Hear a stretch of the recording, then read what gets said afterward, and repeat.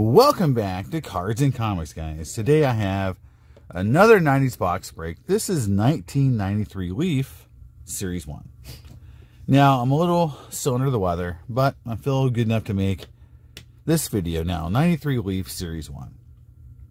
The time period of 93, pretty important, because this is to me, sort of the first jumping on point for the insert game, but you had the first big parallel set, which was the 93 Finest set, which had the refractors, and a lot of these sets started making more premium content. It was also the time period of major proliferation, where you had sets like 93 Stadium Club, and even Leaf have 3 series. This has an update set, Series 1 and Series 2. The update set does have the auto for Frank Thomas, so hopefully I'll open one of those boxes soon. But here we go, Series 1. The inserts here, we're going to be looking for the heading for the Hall, the Frank Thomas career kind of moments, and the Gold Leaf rookies. And we should hit a few. They weren't hard back at this point. I don't think anything was 1 per box at this point. So again, these was the baby times for all of our inserts. Nothing was as hard as we were going to get in later years. You got a couple inserts per box, and that was normal.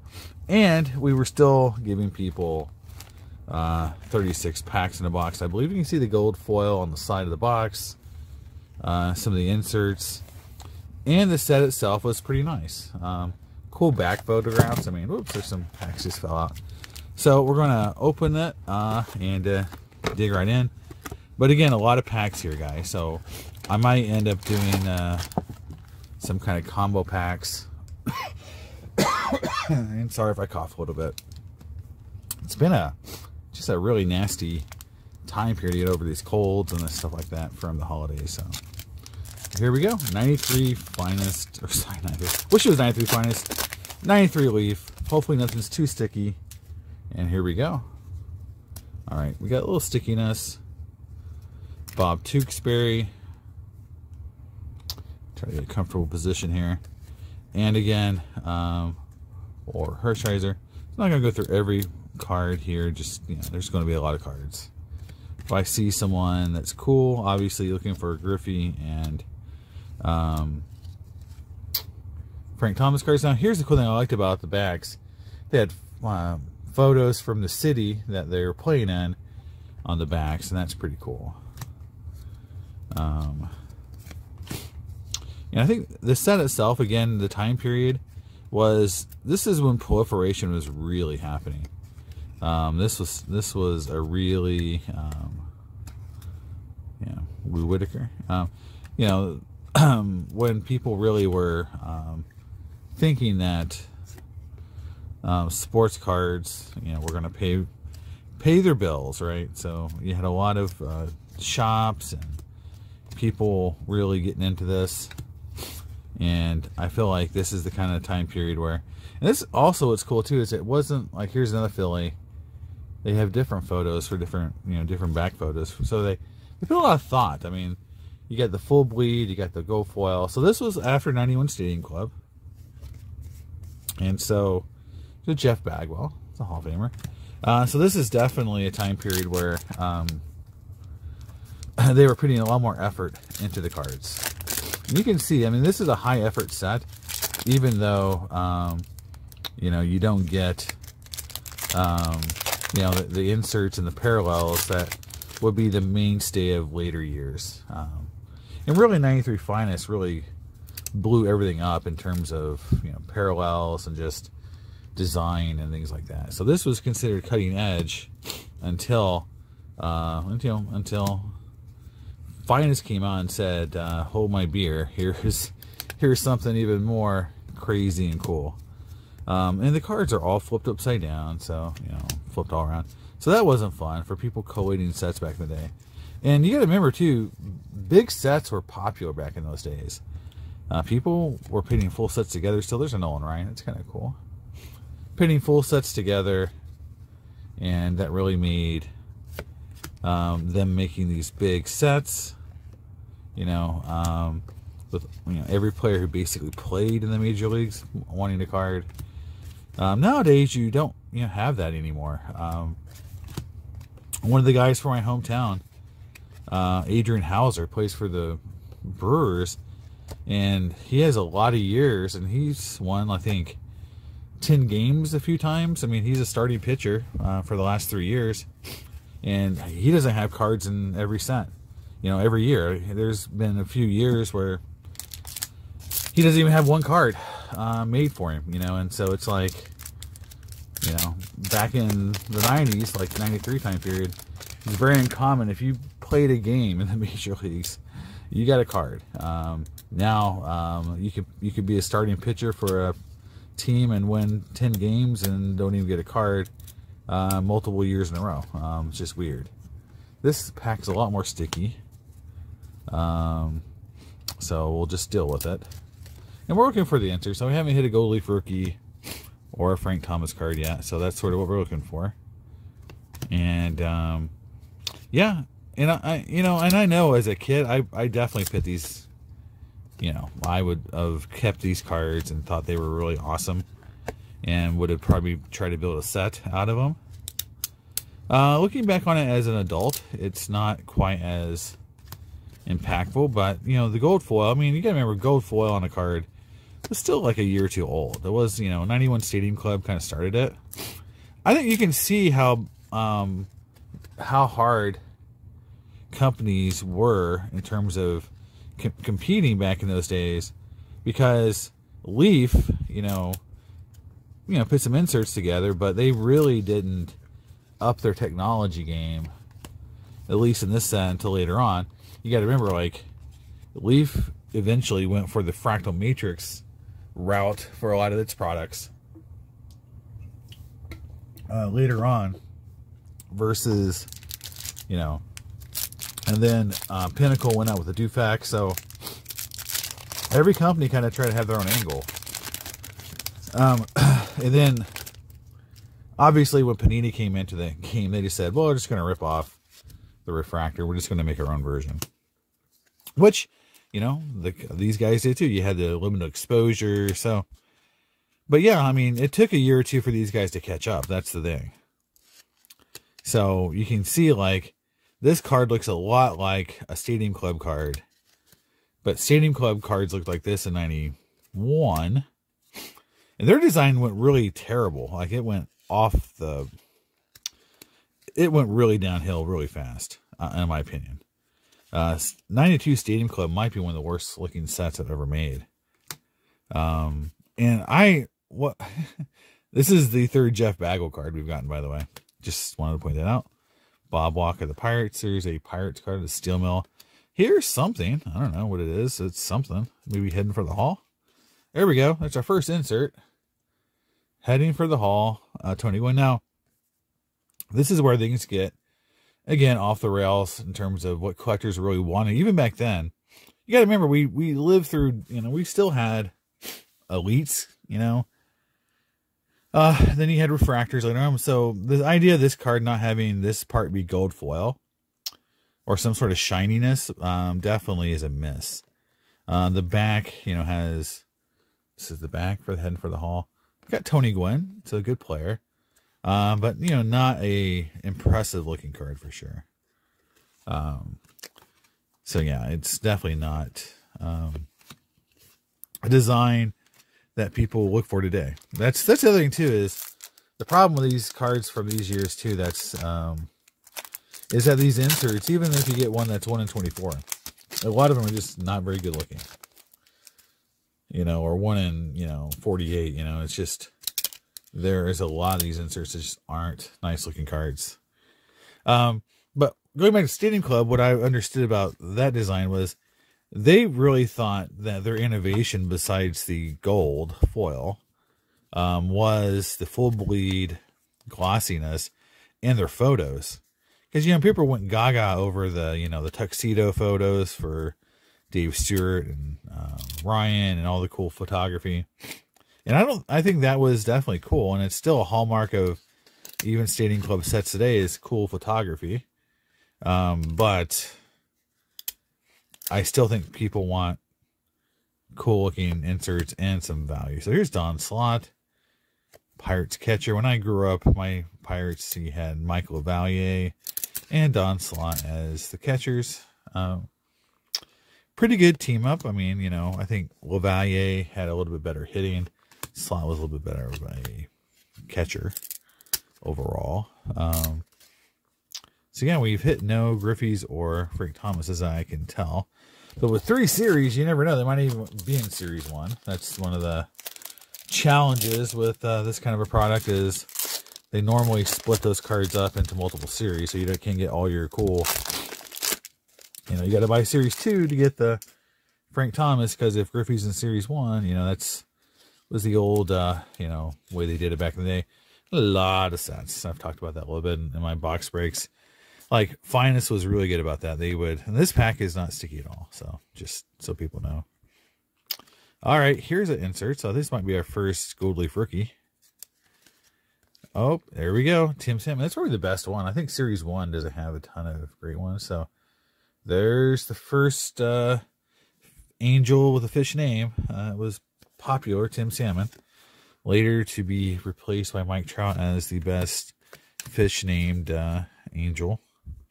J. Bell, good player for the Pirates.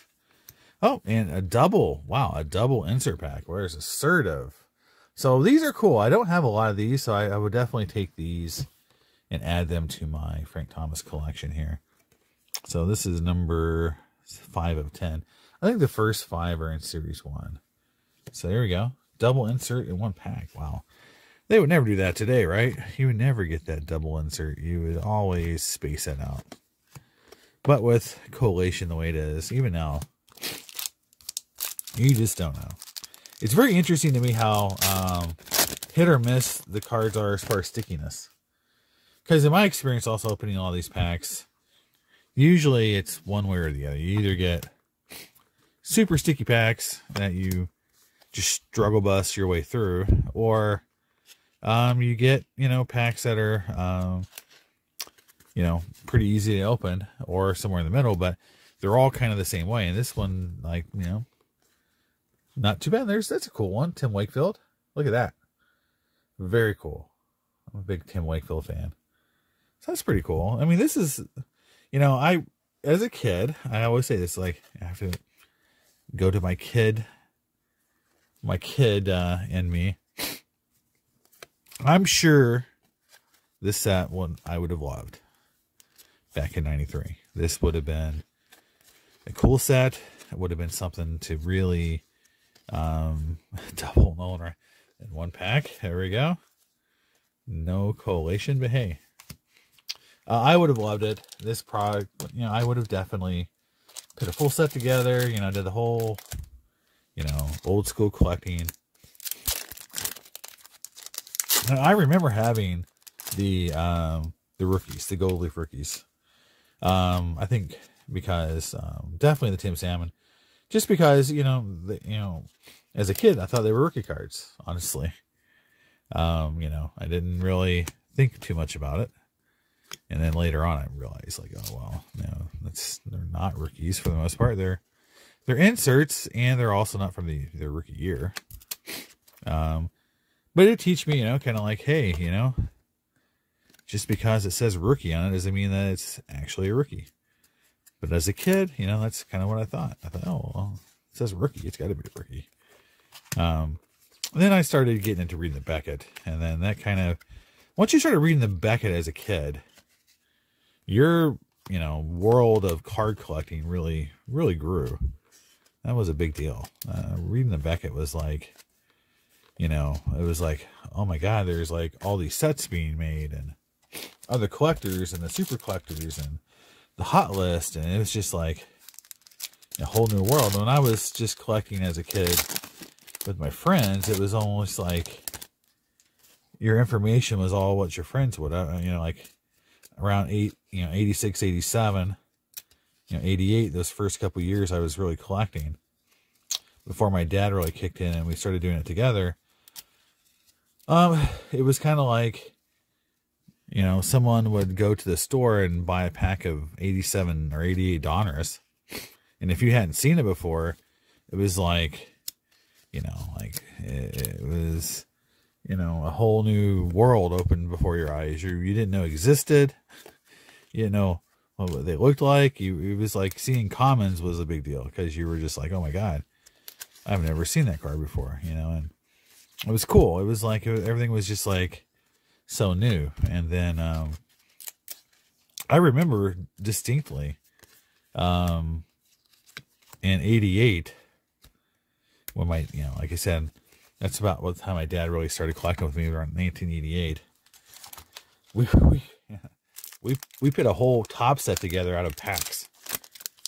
Like, can you imagine opening that much 1988 tops to get a full set out of packs? And how just, you know, even $1988 that would have taken to do that. I mean, that's just, it's insane to think about today. Like the 85th Brian Jordan we've gotten. So the collation on these is terrible. We'll just say that right away. Here's a random Merced. He definitely was a pretty good player for the Pirates. I think he was he Rookie of the Year one year, or was close to Rookie of the Year? He definitely had some good years. Another Palmeiro. We've seen a lot of Palmeiro. I'm just trying to see how many Nolan Ryans I can get. I've already gotten 3, I think. But yeah, just the whole idea of like buying box after box of 88 tops, trying to fit a full set together, thinking like it was going to, you know, it was like worth to do that versus just, I mean, heck, they had, you know, they had box sets you could buy. But we did, because I mean, there was no inserts, there was nothing else to get besides the base card, so it was just interesting. You know, that was how we collected. You know, and that's something that, you know, like I think is kind of sad today, is we don't collect sets anymore. It's just not a thing. It's not coming back. You know, I mean, I kind of don't blame people. I mean, I know people will still do the tops thing just because of the history there, but, you know, no one's putting together like some of these other sets, you know, like a, you know, maybe someone will put together a Cosmic Chrome set or a Gilded set just because they're really cool looking cards. Maybe, but I don't know, like, but those other base sets, you know, who's putting together Panini Prism sets and that kind of stuff? No one's really doing that anymore. You know, I don't really blame them. I mean, it's really, I mean, they just take up space and they're hard to, you know, I got so many binders of sets I had as a kid because I really, you know, that's what I was, you know, would do is like I would find a set I really liked, then I would just put together. And then, you know, go to shows, trade for cards, put the set together. And I really didn't think about just buying stars, you know, just, you know, getting players that I liked, and just only getting those. You know, it was like you collected the whole set, and then whatever you had extra that was the good players that you loved, you put those in a binder. And that's what you did. So everyone did. You know, there was no... It was like no one had another way of doing it. You know, there wasn't, you know, that I knew of. And of course, there was people out there smarter than me who were doing things a lot differently. They were, you know, buying stars. The pack searchers, remember those guys who would memorize the sequences and go out and around. I remember the 84 guys, you know, would know how to get the, you know, manually rookies out of packs, you know, and go to the stores and look at the back cards and or rack packs and know which ones had the Mattingleys, you know. Yeah, I mean, that is one of those things where I just, you know, as a kid, you know, I would have been, you know, I wouldn't have A, been able to figure it out, but B, you know, even then I would have been like, that seems kind of weird, you know, like that takes kind of the fun out of it. And, you know, I didn't realize people would do this for making any kind of money, like a living.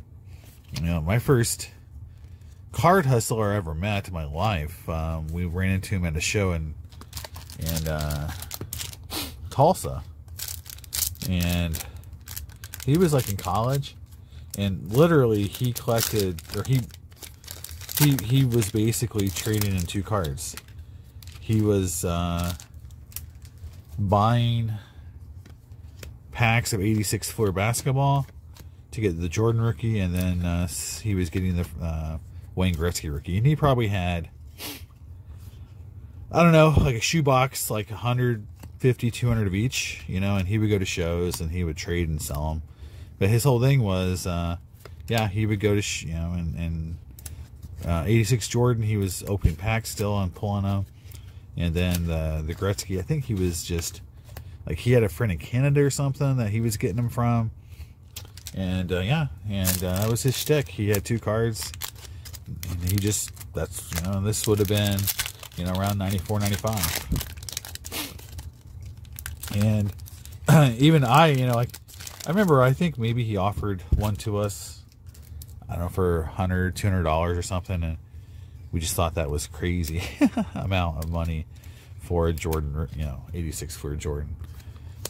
So, but he knew what he was doing. I mean, that guy was kind of like the first prototype card bro. You know, he only wanted to open packs of 86 Fleer. That's what he went to shows for. And then that was before Graydon too, so I imagine that he was probably an early adapter to Graydon as well, if he kept at it. Because can you imagine, like, just sitting on, you know, hundreds of Jordan rookie cards, and then, you know, Graydon comes along and makes those things worth 10x, you know? I mean, like I said, there was visionaries out there, you know, in the hobby before I was doing this kind of stuff. Oh, there's another one, another pirate, Kevin Young. Well, my kid and me would have been very happy to see all this stuff. Kevin Young's and Tim Wakefield. So we've hit 2 or 3 of the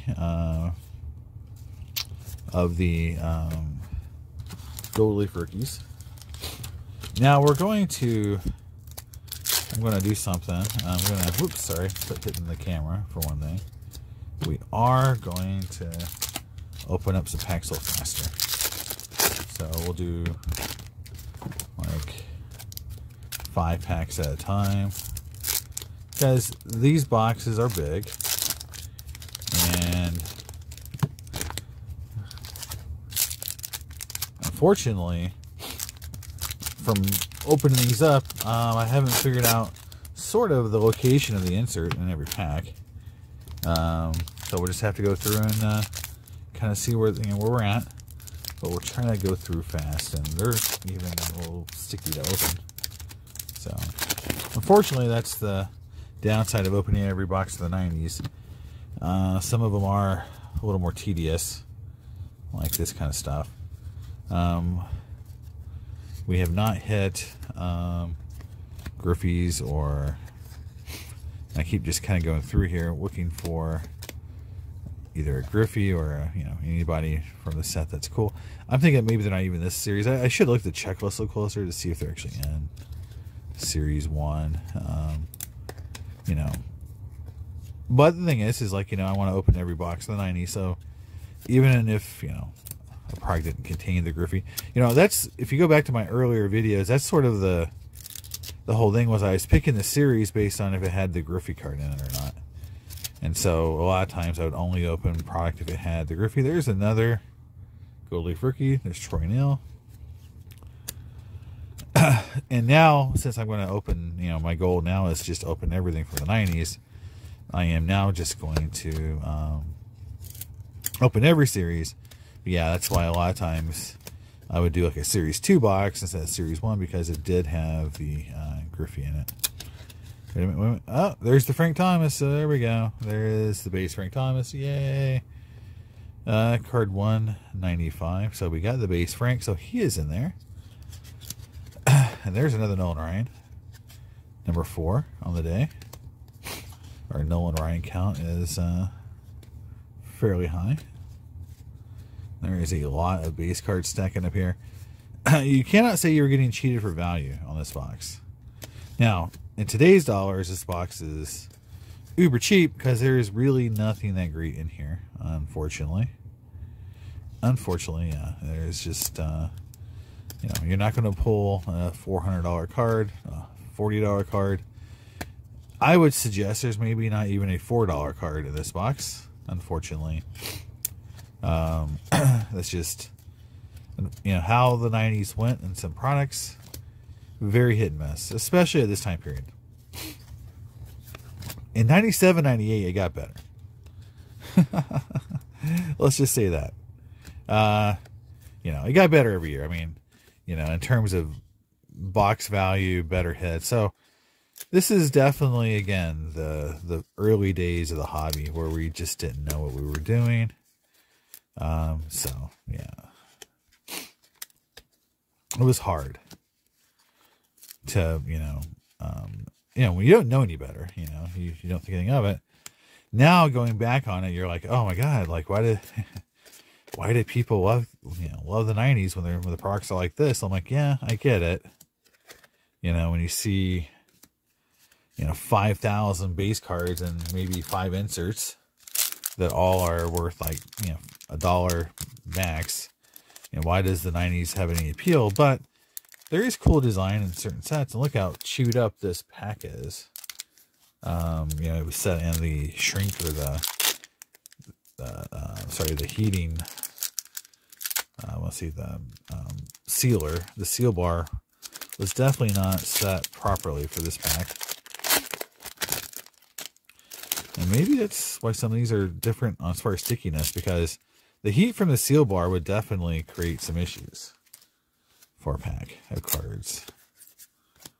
So we'll do this pack and then we'll go back and do, yeah, again, I'm not trying to be overly, you know, I got to get all the cards, you know, but I don't want, you know, there are cards in here I don't want to just miss and gloss over. I mean, I've seen 25 John Smoltz cards. And we just found the Frank Thomas. So, I mean, hey, you know, we did, you know, confirm that he's at least in Series 1. All right. And we'll do another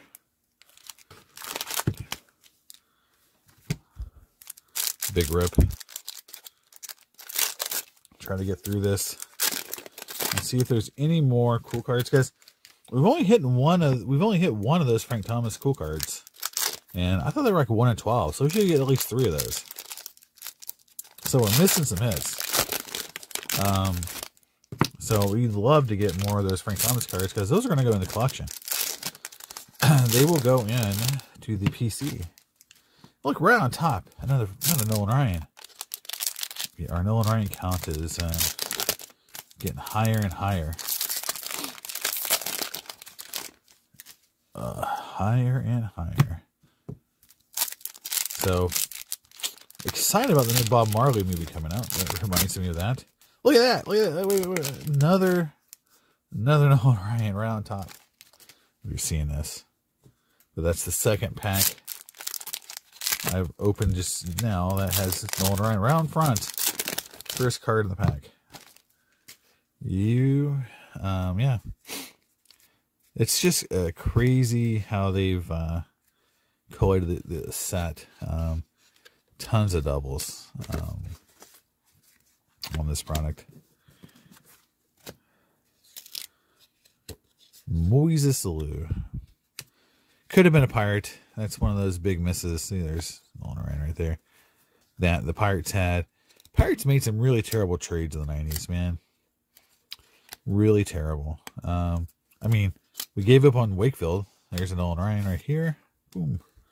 We gave up on Wakefield for no reason other than he did have a pretty rough, was it third season, third season before he got traded, or let go. I don't know. I think he was traded. Hopefully he wasn't let go, but, yeah, I mean, he literally almost won them that, you know, National League pennant, or the championship series, all by himself. I mean, I think he won 2 games, and then he struggled with his control, and the Pirates didn't really think much of him, and then he went over to Boston and had basically a Hall of Fame career. I think pretty close to Hall of Fame career. He's one of those guys that are going to get a lot of debate, I think, because, you know, he won't have those really amazing jaw-dropping figures, you know, numbers. He just won't, because, you know, he won't have like the strikeouts, for example. I mean, he'll have a lot of walks, you know, he'll have a lot of negative numbers.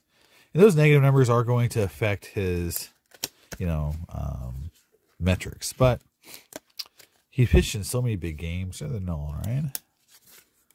We are full of Nolan Ryan cards. It's crazy.